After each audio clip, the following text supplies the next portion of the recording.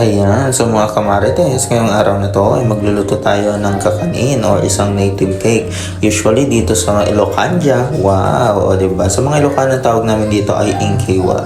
So, una natin gawin ay magluto muna tayo ng ladek, no? Yung brown na nandun sa ibabaw ng ating kakanin. Ayan, so ang kailangan lang natin dyan ay ang unang piga ng gata ng nyog. Ayan, so ipapakulo lang natin yan ng ganyan. So, dapat yung apoy ng inyong gagamitin ay konti lang or yung maliit lang, nasa low heat lang para hindi masunog yung ating coconut milk. So, ganyan yung magiging itsura niya, no? So, dito, lalabas na din yung coconut oil. Ayan, so pwede nyong gawin yan or gamitin sa mga panghilot, no? Pero ako, itong coconut oil dito ay ginamit ko din doon sa ating kakanin mamaya. So kapag luto na siya, ganyan ang kanyang itsura. O, diba? Ang sharp-sharp niyan. Alright. So kanina, habang niluluto ko yung coconut milk, ay sinalang ko na din yung ating malagkit na kanin. So ayan, makikita nyo, luto na siya. So isa't kalahati, ito, yung kasya sa aming rice cooker. Ayan. So, kumuha ulit tayo ng isang panibagong gata. So, usually, dalawa kasi yung binili kong coconut milk. Ayan. Pinaghiwalay ko na para kasi yung isa ay gagamitin ko dito sa pagluluto. At yung isa naman ay yung ilalagay dun sa top ng ating kakanin. Kaya ito yung una. So, ang lalagay nyo lang dyan ay yung inyong asukal, yung kulay brown mga kapatid. Kasi mas matamis siya kaysa sa white. Kaya dapat itong gamitin ninyo. Or kung meron kayong tagapulot na nabili, pwede nyo po yung gamitin. So, ang gagawin nyo lang dyan is halo-haluin nyo lang yan.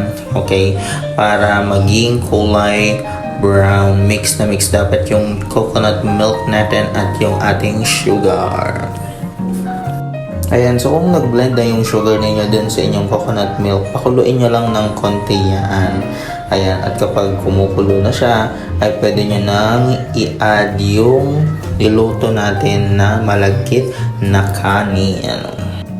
Grabe, no? Ganyan ang itsura niya. Ang sarap niya mga kapatid. Actually, first time ko lang magluto ng kakanin. Ayan, kasi ito ay naalala ko lang na niluluto ng lola ko noon. Ang sarap-sarap ng kakanin ng lola ko.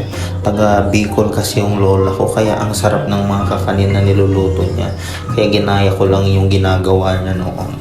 Okay, so ganyan lang po. Pagkatapos natin ilagay lahat ng malagkit na kanin dyan, halo-haluin nyo lang po yan hanggang sa matuyo yung ating mixture ng coconut milk at ng ating brown sugar. Ayan, so dapat ang consistent po tayo sa paghahalo dyan. Kaya nga siya tinawag na ingkewar, o diba? Ang ingkewar in English ay to mix. Kaya dapat haluin nating mabuti yung ating ginagawa para mas masarap siya. At the same time, yung lasa or yung asukal natin ay naka-divide sa lahat ng lugar. Wow! So ayan na nga, nilagay ko na siya sa isang lalagyan. And of course, yung niluto natin kanina na coconut milk, ilagay na natin sa top. Ewan ko ba, pero ang sarap kasi ng lasa nitong kulay brown na to, no? Kaya nilalagyan natin dyan. So yun lang. Happy eating!